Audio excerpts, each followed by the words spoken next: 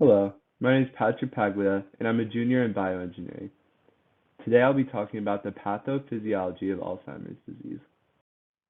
To characterize Alzheimer's disease more effectively, I'll begin by defining some key terms. The clinical definition for dementia is a decline in mental ability severe enough to interfere with daily life. While a decrease in cognitive ability is normal with aging, dementia is not. This is because dementia is caused by damage to brain cells, which later affects their ability to communicate. This adverse effect in communication between cells is what causes symptoms of dementia. Alzheimer's disease is a neurodegenerative disease that causes dementia, which accounts for 60 to 80% of cases. Cortical dementia is a dementia caused by a neurodegenerative disease that has an initial primary location of damage in the cerebral cortex and initially targets the gray matter of the brain. Alzheimer's disease is a cortical dementia. There are many other neurodegenerative diseases that cause dementia, one example being Parkinson's disease. However, Parkinson's is a subcortical dementia, meaning it starts in the white matter of the brain. No matter their location, with time, both diseases spread throughout the brain and damage other locations, which cause other symptoms. By simply reducing Alzheimer's disease to its symptoms, this is a chart of the most common difficulties faced by patients with Alzheimer's disease. One of the first symptoms experienced by patients with Alzheimer's disease is the loss of memory. This is due to its initial propagation in the cerebral cortex. Later, as it spreads to other parts of the brain, the patient will be able to experience other symptoms like language problems, difficulty in doing simple tasks, and disorientation in time and space, and so on. Until recently, the only way to see if patients had Alzheimer's disease was through an autopsy after their death. The disease was discovered in 1906 by Dr. Alzheimer, who noticed abnormal clumps and tangled bundles of fibers in an autopsy of a patient after their death. This patient exhibited symptoms like memory loss, language problems, and unpredictable behavior, as we mentioned in the previous slide. In a side-by-side comparison of a normal brain and those with severe Alzheimer's, you can see that the tissue looks much healthier in the healthy brain, and there is a severe decay in those with severe Alzheimer's disease. Quicker methods of detection than autopsies were required to perform studies on this disease, rather than retroactively reporting symptoms after a patient's death. We needed a quicker method to detect Alzheimer's disease. One of the most primary forms of detecting Alzheimer's disease these days is through a PET scan. In PET scans, a ligand is bound to a molecule of interest, which later emits a small amount of radiation, which will then be picked up by a scanner. In our case, a ligand is injected to the body and attaches to a molecule of interest, beta amyloid, in the brain.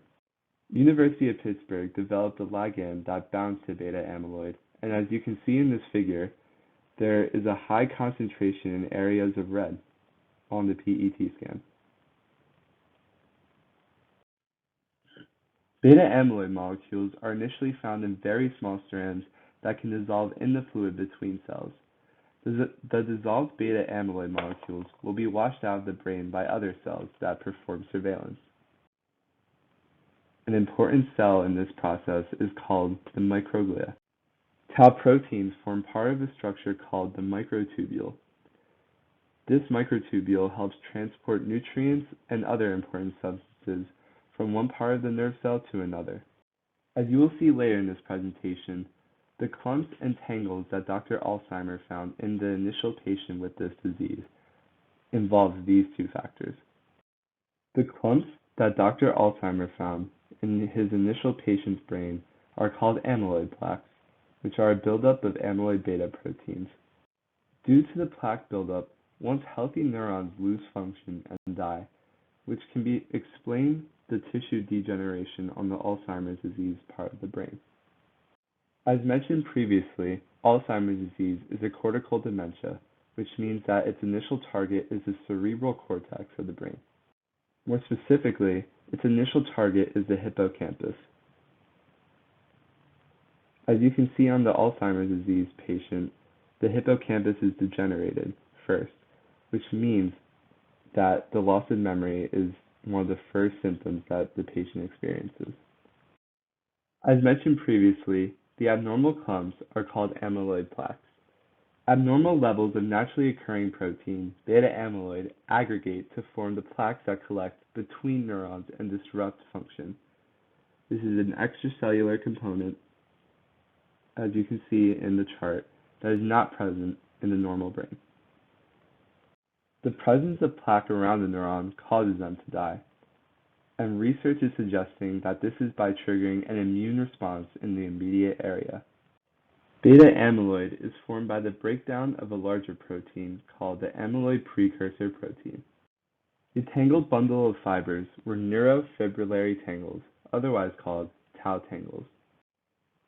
Abnormal accumulations of a protein, tau, collect inside of the neurons.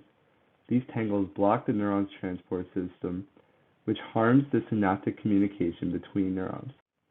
Tangles form inside the neurons and interfere with cellular machinery used to create and recycle proteins, which ultimately kills them. And as you can see in the Alzheimer's brain, the actual neuron itself seems to have a lot of stress from the neurofibrillary tangles, whereas in the healthy brain, there is no stress imposed on the neuron. As mentioned previously, the amyloid precursor protein, right here, are what form the excess amyloid beta that floats in the extracellular space of the brain. Although its cause is unknown, in Alzheimer's disease, the enzyme that cuts the APP into beta amyloid is not very precise and can also result in larger strands that do not dissolve. This is the part that cuts the APP, and if the beta amyloid does not dissolve, it begins to clump, as you can see here, as it is fed through the extracellular space and forms an actual plaque.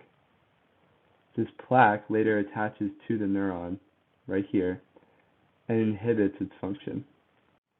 Further research is being performed on the actual role of dysfunctional microglia on this process.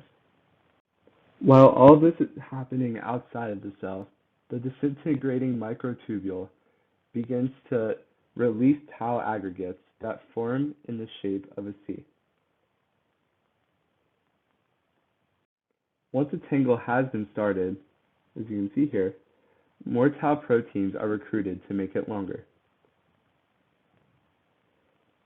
And in this process, the actual clumps of the tau protein begin to look like wrinkles outside of the cell.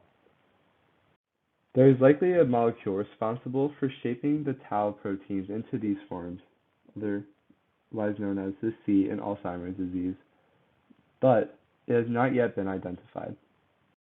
It has been shown that amyloid and tau pathology affect not only neurons, but also glial cells of the brain. Microglial cells are a population of macrophages found in the central nervous system. It is estimated that resident microglia scan the entire volume of the brain over the course of a few hours, suggesting that they have homeostatic functions in the healthy brain. Later in development and into childhood, microglial processes are highly motile as they continually survey their local environment, contacting neurons, axons, dendritic spines.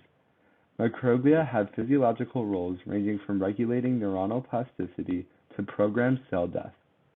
One of the most important beneficiary roles microglia serve in Alzheimer's disease would be the consumption of amyloid beta plaques through phagocytosis.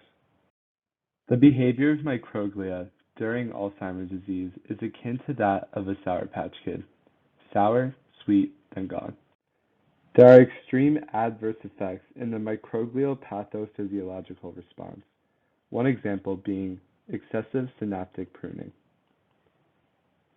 Strong activation of glial cells give rise to excessive synaptic pruning, further decreasing communication between neurons. Additionally, an increased inflammatory response is another aberration of the microglial's homeostatic function. While these two responses of the microglia exacerbate the neurodegeneration and decline of cognitive ability in Alzheimer's disease, Phagocytosis protects the brain through consumption of harmful materials such as amyloid beta plaques, as seen here. Recent genome-wide association studies have reported that, amongst other microglial genes, variants in the TREM2 increase the incidence of developing Alzheimer's disease. This finding indicates that the dysfunction of microglia is important in neurodegenerative disorders. Decreased expression levels of TREM2 in microglia resulted in decreased density of microglia in the hippocampus, worsening symptoms.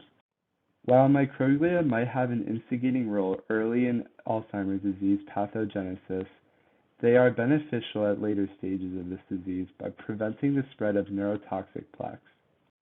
In addition to this, failure to clear apoptotic cells and cellular debris and toxic proteins can contribute to inflammation and neurodegeneration.